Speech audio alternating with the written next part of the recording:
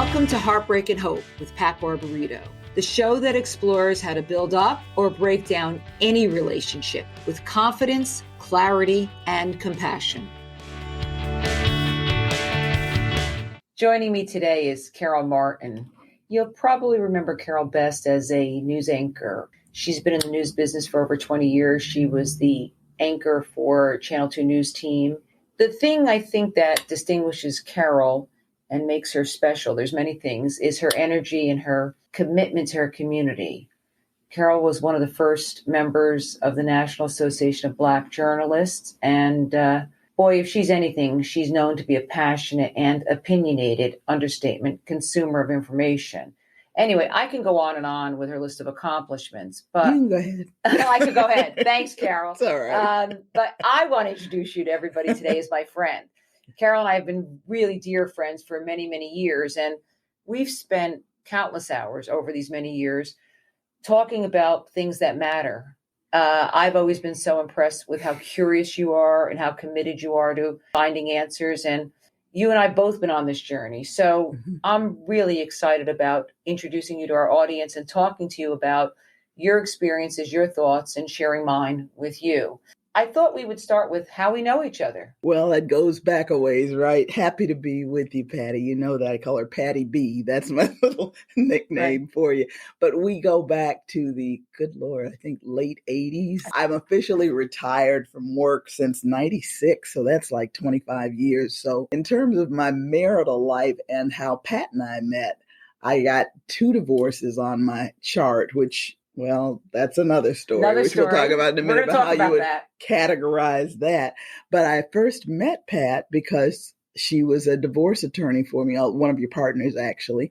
And my first marriage, which lasted about 11 or 12 years, at the point of the second one is when I came to see specifically you, and you guided me through those years. I mean, we actually very early on sort of connected. We did. From that. And it's unusual, a really long relationship developed where we both went on these parallel journeys. Well, that's something that I always wonder about you, as this is what you do. This is your life. And all the time I've known you, that's it. But it never overshadowed our, not in a weird way. It wasn't like we'd get together for lunch and start talking about somebody did me wrong or something like that. It was more like we would talk practical points about your children, my children, and all of the things that involved. But also, part of what you wanted to help people understand in this podcast is, well, the empathy that's needed, if possible, with your counselor when you're going through these times in life, which is a tough thing to find. What do you think it was that you needed or that people need? Because, one of the things I want to do in this podcast is sort of make the idea of talking to a lawyer a little less scary. So what is it that you needed or you think people need when they speak with a divorce lawyer or reach out to a divorce lawyer? Tough love is one of the first things that comes to mind.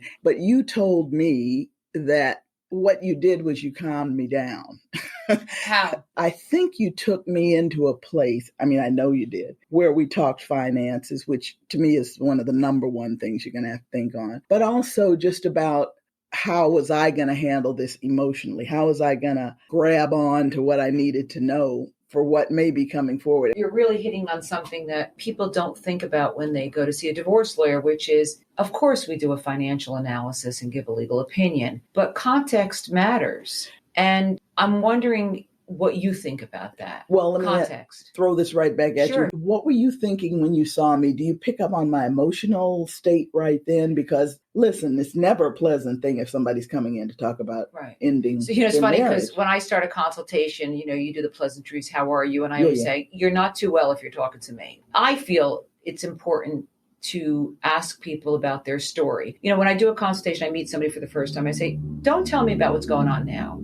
Talk to me about how you met. Tell me the first time you went out on a date. Walk me through your life. That story helps me really know who I'm talking to because there are 1,000 ways to approach the end of a marriage. And by the way, sometimes they shouldn't end. Just because people see a divorce lawyer doesn't I don't mean. remember you ever saying that to me, though. Maybe, Well, I think you had I'm... turned a corner by the Yeah. time you came to see me. As we both know, there were a lot of things that happened that Yes. made you turn the corner. Yes. But I think understanding who people are, what the context of their marriage is, the context of the divorce, the history really matters. You know, there have been times when somebody will speak with me about the history of their marriage, and there was such a strong connection in the early years. The legal issues aren't that urgent or immediate. And I may say to them, wow, that's a strong bond you had. You want to go back and visit that? Because, you know, there's 1,000 times you have to fall in love when you're married, right? Ooh. Yeah, ain't that the truth? That's a good one, yeah. I'm in the divorce business. I always say I don't get bonus points if you reconcile, right? But I think you could hear when people are really strongly connected, and you can hear when they're not. And sometimes when people talk to me, I can think, these people are they were never connected in the beginning. That I always heard from you right off the top. If there was something that just didn't make any sense, you didn't hold back. The point is, as my advisor, when you come in, and it's one of the darkest days or times of anybody's life, again, if they're coming to see you for this, you were saying something about turning the thing around. How do you know whether you want to do that? Can you still stay in this thing or not? I was always a believer in the concept of staying in the room. Yeah. You know, that's an old one, right? If you can stay in the room, you might make this thing make sense again and again and again, however many times. But sometimes a thing is irretrievably broken. Yes, it is. And what I always felt by the time I got here to visit you, I'm not coming out just to chat. I'm coming because there's something that I can't figure out how to fix anymore. So when you see that, what I'm wondering as the lawyer, are you looking at somebody now? You're looking at a wounded animal, basically, well, you know? That's a great question. And it's almost like you're also thinking of all the energy and years and money and name it, not to mention kids and the legacy that you guys tried to build, you and the partner. And so I always think to myself, if we as women had ever thought to put as much energy into what we could bring into this thing before we got married, or becoming your own quintessentially you know, yourself, then maybe you'd have more energy coming into, unfortunately, the ending up. You know, I think we're bred to think about that wedding day. That you know, I always say, do you want a wedding or do you want a You husband? can have both, you can certainly have both. But I think culturally we've been acclimated to say the day is coming. I got a 5-year-old granddaughter, and she talks about people getting married. But look at Carol. I don't think there's a person who enters marriage who doesn't think this is a lifelong commitment. And yet the statistics are staggering as to how many marriages end. You really mean that? Yeah, I do. Because we never had that conversation. No, I do. I think that. I mean, why would you get married if you thought there was going to be an end? Why wouldn't you just live together? Because marriage is a whole nother thing. You know, it's a whole nother, like, I mean, I don't know if I'd ever do it again. That's another story for another day. Yeah. I did it once. We'll talk about that. But there's hopes, there's dreams, and they're totally all bundled up. Wow, are they ever, you know, a thing. And I think that's what I'm saying. We are programmed. We are. And I'm not saying that in a negative way either. This is just our culture. So it's every woman in the world, I think, to a point. I think men too. I think in men too, exactly. But the dream is so big, and it operates on so many And there levels. are people who really reach that dream. I have many friends that are happily, for lack of a better word, marriage. You know, that wasn't that's my the gold experience. Star, nor mine, but that to me gets the gold star. That really means you stayed in the room. Then the question becomes, what's the cut point? What's your third rail? Right. You know, I think that there's things that are chronic problems, adultery, alcoholism, chronic addiction, that you just any can't kind of physical or emotional abuse. Right. Yeah. Those are things, they're sort of they're deal breakers, right? Mm-hmm. But I have a lot of people who come in and say, I'm just sort of not in love with them anymore, him or her. And I think, well, if you could figure out what love looks like, can you please tell me? Because I don't even know what that means anymore. I believe my experience in dealing with people is that people fall in and out of love with each other 1,000 times in a marriage. That's the magic of a marriage. That is the magic of a marriage. You fall in love all over again. And when the end happens, it's devastating. And again, I was in a marriage for 17 years. It ended about 11, 12 years ago. So what do you do? Where do you go? Now, my first marriage, I think I married at 27, I think it was. And my only daughter was born a couple of years later, and I was full throttle into my career at that point. I mean, and I was working all the time. I was a reporter first for about 6 or 8 years, and then I was anchoring the news 3 shows a day on Channel 2 here in New York. Every day was a long day, and we didn't have cell phones in the beginning, and it was a different world, literally. And I just remember my goals about myself changing, notwithstanding who I was with. It was more about, oh, I'm not that same girl that I was at 28. So I thought I figured it out because I waited until I was 37 to marry. Right. Yeah, not so much. No, not so much. So I that thought, doesn't give you a golden I'm a partner key. in a law firm. I have my career under my belt.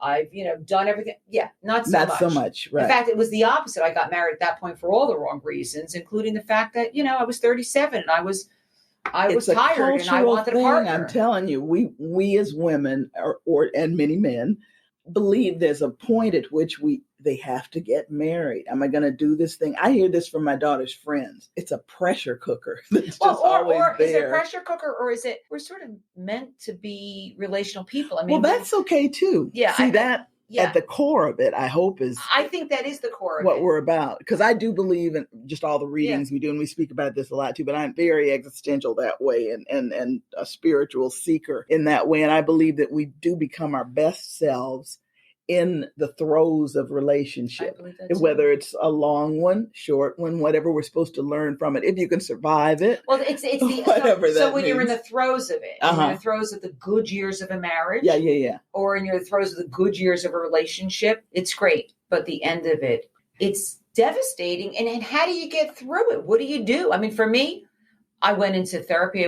For the first time in my life, I went to a really great therapist who I still see every few months because, which is cool. And it is the first time in my life I really dealt with some issues that were lifelong. See, this is I just said, it's time. It's now or never. You start peeling the onion. And only through self-inspection, and it's painful as hell. There's never an easy way through it, but you got to get through, or you're just going to walk around with that maddening or anger repeating the thing. same problem. And we all marry. That's the other thing. Do that I don't know if all lawyers do, because I haven't had any other matrimonial lawyers, but you grind on what are you doing as opposed to, okay, let's just fix this thing. Let me get the papers ready, blah, blah, blah. It's never going to be easy. And if you don't do that introspection thing, and I mean really do it, commit to it. And that's the hardest work I've ever done. Ever. Well, because it would be easier to blame somebody, right? Isn't the easiest thing to do? Yeah. And we still do anyway, don't you think? I mean, Yeah. Well, my former husband died, so I can blame him for a lot of things. I always do.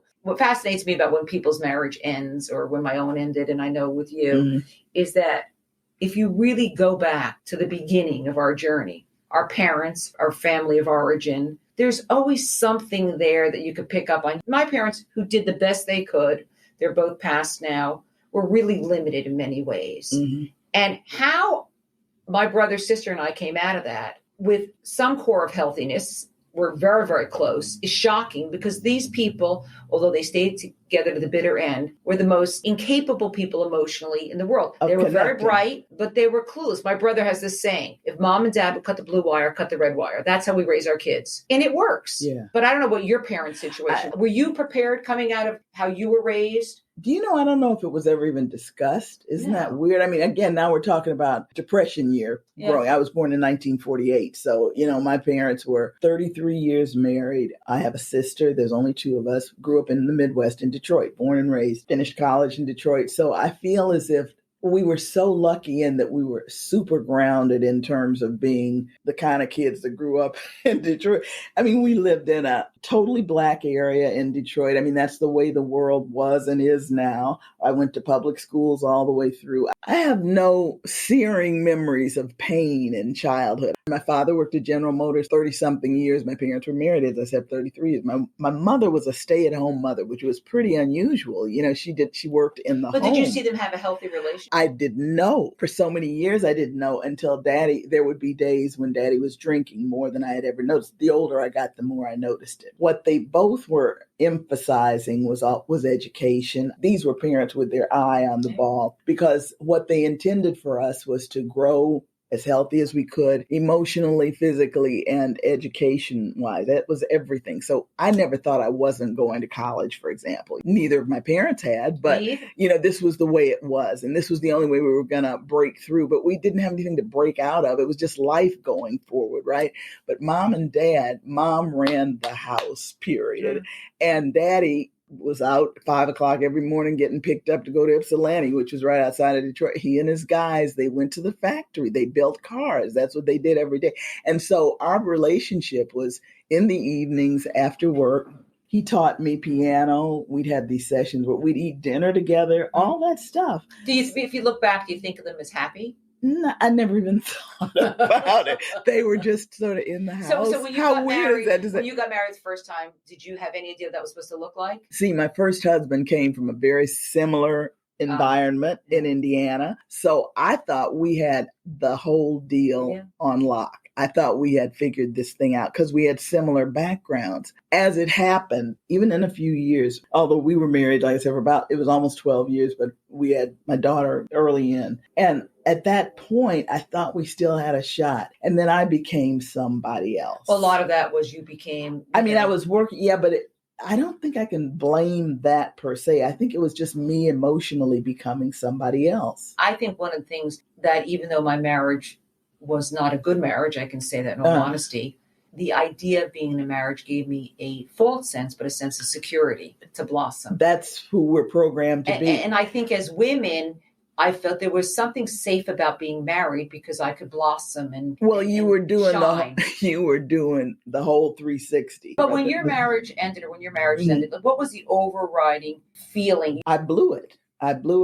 The one thing this was what I think I wanted more than anything, that more so than even work, which mattered tremendously and which I felt was a good link for me. I not only got lucky, I worked hard, but that it worked out was amazing. We had enough money. We had enough of a lot of things, but something didn't click after about 6 or 8 years, maybe. And I knew my husband 7 years before we got married. So it wasn't like I didn't know him. I changed. I could feel myself. He changed in different ways too, but there is a dynamic when both of us are working at high levels too. Right. Oh yeah. But when you're out there public and your marriage ends. Mm-hmm. I mean, I did not have a public life like you did. I had a public life as a lawyer, but you were on the news every day. I can't have anything that ever was more shameful. And why is that? I've certainly given this a lot of thought because as I reflect back, I didn't have a close marriage and my husband wasn't a healthy person on many levels. But I think that for me, I came from a lot of dysfunction, poverty, mental health issues. Yeah. So to have the illusion of a life was so extraordinarily important to me. So I went to failure law school. Was not an option. I went to law school against all odds. Yep. Built a business against all odds. Got her name on the door. Got my name on the door and my but your husband was a professional. Oh, he was a physician. Yeah, physician. So the Christmas card was great. And I loved that picture. And I think I loved the picture more than I loved my husband. A little secret. Polaroid. And I'm ashamed to admit that, but that is the truth. So when it broke up, I was humiliated that people could see behind the curtain. Yeah. So, but I'll tell you this, Carol. Yeah. I always say I was a damn good divorce lawyer for the first 20, 30 years. I became a better one. Even better. Yeah. Humility is a gift sometimes. And it was humiliating because, I had the perfect package. But the truth is, I was far more lonely married than I was when my marriage ended. I understand that, yeah. But I was embarrassed. And I think that we need to give ourselves a break. This thing that we put on ourselves, my God, I don't think we can help it. No. Again, it's the way we've been enculturated. This is how we grew up. But isn't part of the heart's desire, Carol, not just culture? Correct. Because I think a lot of it, this desire to be in a connection, this desire to have a solid marriage. So you're braver than me on that. And I'll tell you why. Not that I didn't risk getting married again and all the other stuff. And I'm so thankful that I tried. Of course. At least, those times. Those were the brightest years and some of the happiest years and some of the most dangerous and darkest years as well. Yeah. But the point is that what we said about growing more in relationship, you're not just doing this for you, you're doing this for this collection of people who are in your life. Being alone is hard. Yeah. That you said earlier, you're at sort of your best self when you're in a relationship. I believe to be, yeah. This dating world, life being married was very lonely. Yeah.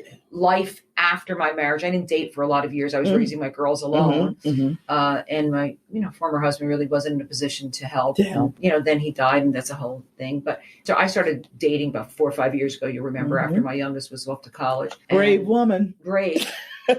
brave. You're going to say this on this podcast, but you also know the woman who called you crying, saying, I've heard that one too. I know her sobbing. too. I have to say, I haven't dated a lot, and I've not met any bad men, bad people, but I have met people, especially at this age, who think they know themselves, and they really don't. And I think that's probably the hardest part, because I do think I know myself. I mean, I've done the work. And what happens as you get older is you have shorter time. So I think, oh my gosh, I'm 65. How many more years do I have to have fun and travel and have sex and all those good things? You brought up sex and all of the goodies that supposedly come along with. Right. This is where, once again, I want to talk about how hard we are on ourselves and all these challenges, because you want to be so good at all this stuff. Who can be good at all this stuff? I had some long-term relationships, so it's almost like I feel like, well, maybe I checked that box. Great. But doesn't your heart ever get lonely? Sure. But like you said, there have been moments when I was happy in my marriage and I was still lonely. I'm bringing this to this party. You think you'd ever get and married? I'm not thinking. You think you'd ever get married again? Maybe. Really? That's a solid maybe. Shocking. Never say never. You never say never, because that's where all the legal issues. So let's talk about precisely. So marriage. Thank you very much. This isn't just about relationship. You get married. It's a money, business. Children. It's a business. I always say, you want to wipe somebody's drool at this age? Take care of them. Nursing homes, finances, insurance. Somebody want to wipe my drool at this age? But marriage. Yeah, it's a legal that's contract. A whole nother thing. So, and let me tell you one thing, Patty, that I think I literally have so much respect, and I really mean this, for just the whole idea, the institution, the concept, the fact. I mean, it's a business. It's a part of our culture. It's all those things. And watching even my parents, for the things that I look now and say, oh, I know that must have hurt. That must not have been the best of years. That must have been really hard. I can look at all those things right now and still revere the idea of marriage, the concept of marriage in IRL, as they say nowadays, in real life. I don't know if I know how to do it so much. I would like to think that I would meet somebody who wants to show up, or at least hold my hand. But I would hold their. But I have to tell you, the legal implications of marriage, I don't know if I'd want to do again. It's complicated. I mean, we do prenuptial agreements. We prepare them all the time here. Yes. As we say, marriages always end one of two ways. You have to, if you're going to enter into a marriage, particularly at a certain age, have a prenup. Why wouldn't you want one? You should want one. But see, I think prenups sometimes I think they're overrated, and sometimes I think they really get a bad rap.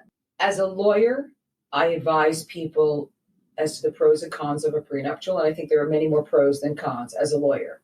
Because I do think more pros to having a prenup. Yeah, because it figures things out before there's an issue. Okay. It gives you a roadmap to the marriage, whether or not it ends by death or divorce. So I think they're a good idea. As taking my lawyer hat off, which is always very difficult for me, as my younger daughter reminds me, I'm not so sure unless you're, in a second marriage or older, or there's more complicated issues, it's a good idea. Protection for the kids or whatever. I don't think it's a good idea. I think it's not a good way to enter a marriage. Wow. Because I think that, unless you're in an unusual situation financially, yes. Kind of really unusual. I think that if you don't throw your hat in the ring completely when you're younger, what's the point of all this? I respect that. I feel differently. Okay. Again, as a lawyer, I would say do this and that, but I feel differently about being older. Again, there's so many nuanced issues. I mean, I deal with clients now who are older, who have gotten second marriages, who have prenups, and one of them gets dementia, one of them gets ill. So it does help, to have a roadmap, a sort of a roadmap. Yeah. I'm reading this book now.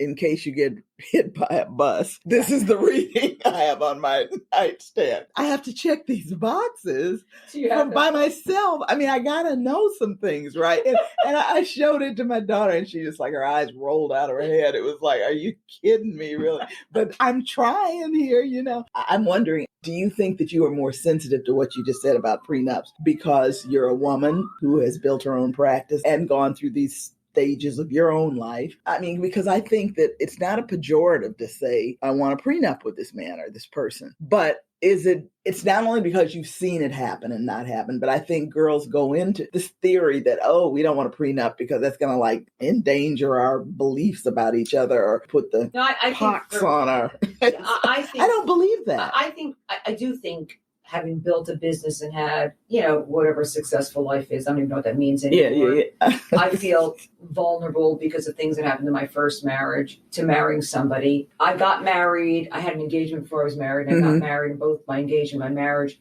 I really believed what yours is mine, mine is yours. And it got a little more complicated when I was the larger wage earner. See, it was painful to me that was an issue because I never felt it was. So I don't know if I'd ever. I can't even imagine getting married again. Look, I just want a boyfriend. I like the companion idea, like or whatever it is. Okay, call him a boyfriend. Okay, what do you? No, companion. My old man, literally. I ain't mad at you. I told you that before. I'm not mad at you. But what about the idea of being, what do they call it, well yoked? When you find your lobster, I love that or the thing about the yoked. Other half of the orange or whatever. Yeah, you're yoked up. You're really. That's the idea behind the whole thing. That to me is the most important part of it, not married. Well then, well yoked. They should call it something else. Yeah, I see. So that's a great point, Carol. Does it really matter if you're husband and wife? So we're supposed to grow. We're supposed to become our best selves. And in your work, my work. You can do that alone. You don't? You're shocked I'm saying that. Yeah, I am. I think you can bring yourself so far on your own. And I do the work all the time. Yeah. I'm reading and speaking with people and meeting people and really trying to learn all the time. I think it brings you so far. I think that in order to really bring out our best selves, having somebody that you're yoked with or connected to helps bring out a part of you that doesn't evolve alone. As long as they're as into you as you are into them. And that's where it gets complicated. Because that level of depth, and not that, I'm the deepest person in the world, but I'm in the relationship business. So guess what? I pay attention to it, right? I'm in the relationship business. I had a marriage that ended. I really struggled with some things over the years. I really had to really dig deep and examine my childhood, my parents, the damage that I had, and I had a lot of it.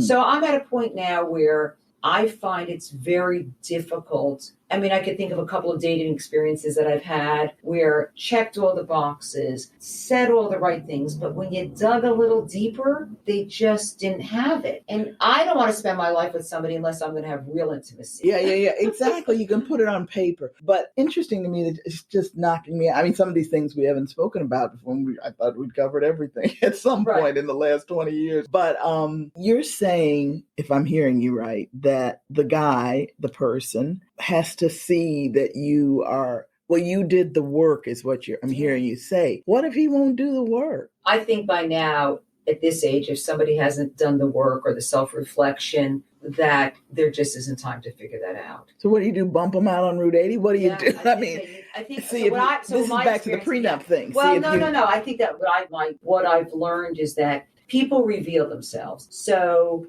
you check the boxes, it feels good, all the criteria are there, there's a connection, there's similar values, similar things you enjoy. But when you start getting to know them, they reveal themselves. They show distance. They don't come towards you. They go, and this could take years before you start to see this. Bingo. Therein lies the problem at our age. And, how many years do you have? I got not that many years. We got, in case you get hit by a bus. I'm telling you. So the fear is, if you put all this time and energy in the wrong choice, if you marry them, imagine the humiliation of getting divorced at 70 plus. And I've seen it. And I think it, in some ways, but at least you tried. I think we're calloused in some ways. And in some ways, I think it's just heart-wrenching. What informed you more? There were 100 red flags to see when I got married. I chose you not did to it see anyway. And I knew it. But I couldn't. There are millions of, I think, for whatever it's worth, and this goes back to the point we made in the beginning of our conversation, which was why get married in the first place? Again, you get married when you're older. There's financial issues, there's estate issues, there's tax issues, there's children, there's blended family issues. Good Lord. There's also care issues. Long-term care, nursing care. Absolutely. I worry more about that than anything. Well, we've both gone through it with our parents too. So I knew a woman who, she's in her 90s, friends of friends, energetic, wonderful woman whose husband died after 50 years, and she dated serially. And as the men became sick, she's like, they're going in the nursing home. I'm not taking care of them. I thought, she's got the answer. That's the secret sauce, right? Because she doesn't have any financial responsibility and she's able to let it go. Woman. Somebody told her about planning at some point, which is another topic for another day. Oh, hell yes. Oh, yeah. I would have planned differently financially. Would you have proceeded differently professionally if you were planning more?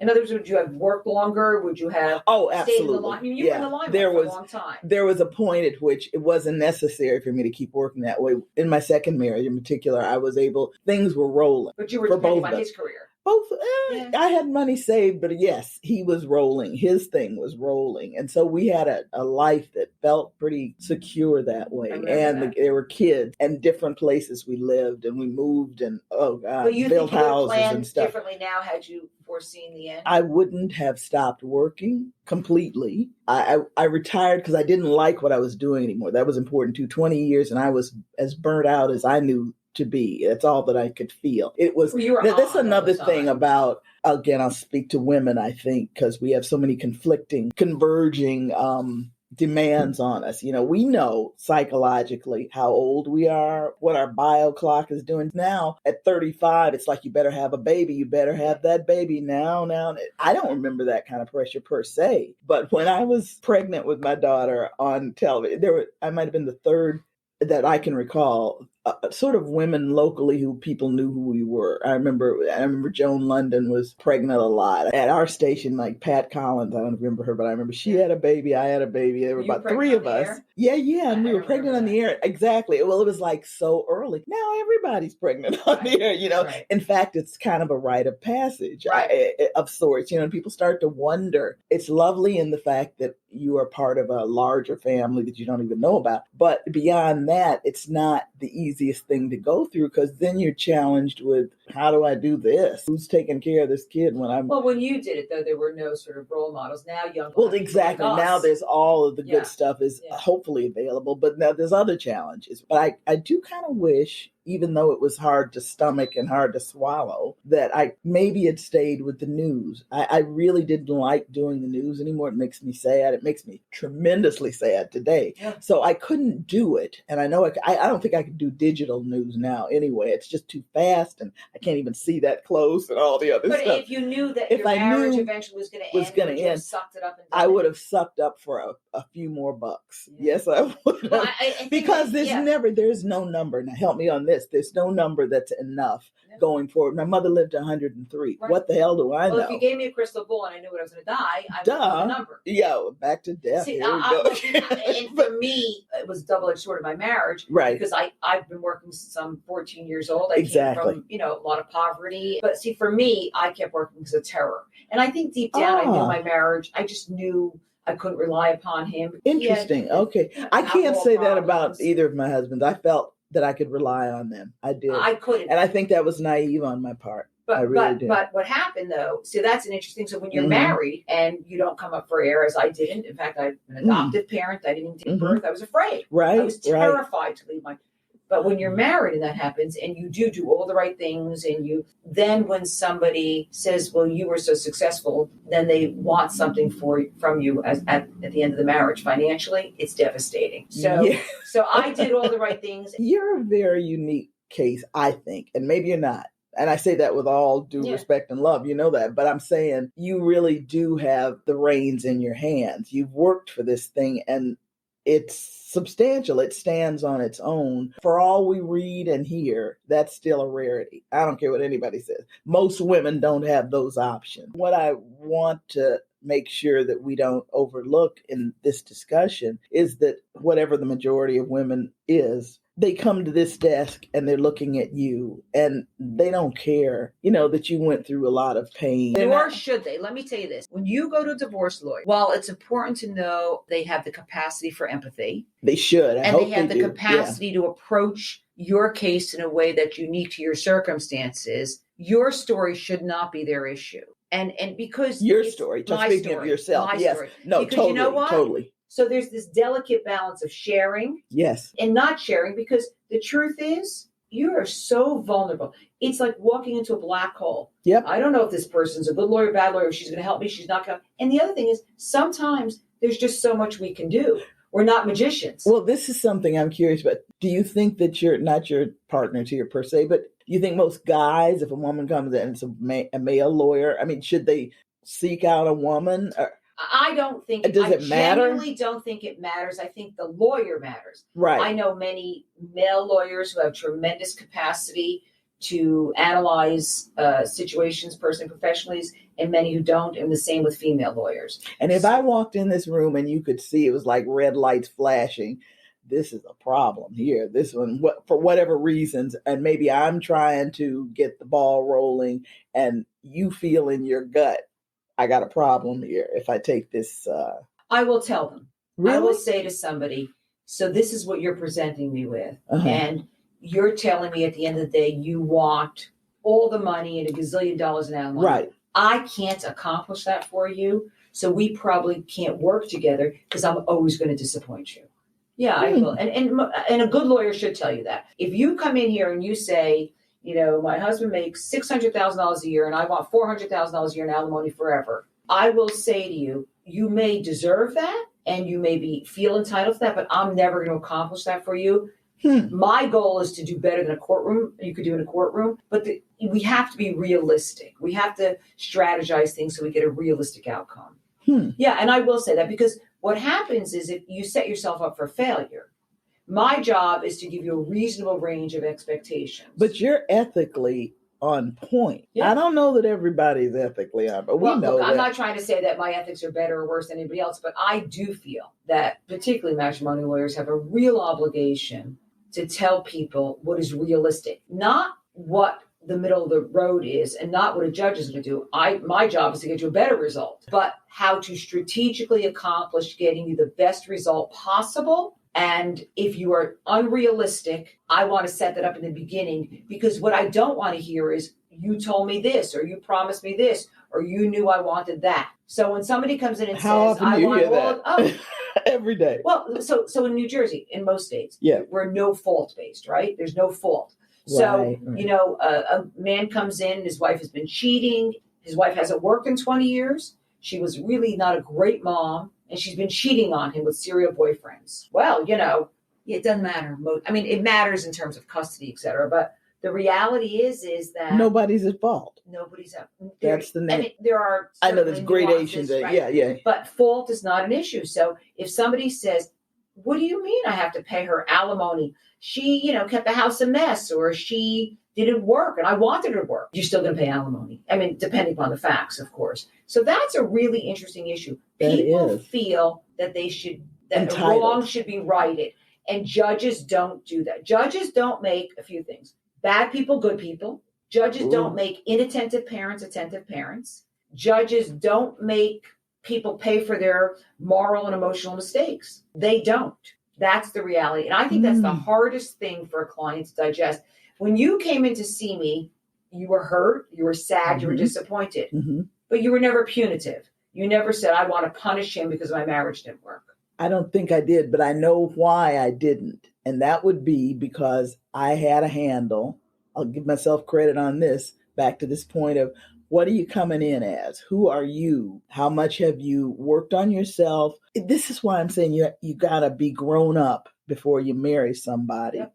Carol, as always, I love our conversations. Thanks for coming today. I thought we were at a restaurant again at one point. It was excellent. Lunch. Yeah, have lunch. Let's go do that. Let's do that. Thanks. Thank you so much for joining us today. Don't forget to follow us on your favorite podcast platform. Please give us a 5-star rating and leave a review so more people can listen in to Heartbreak and Hope with Pat Barbarito.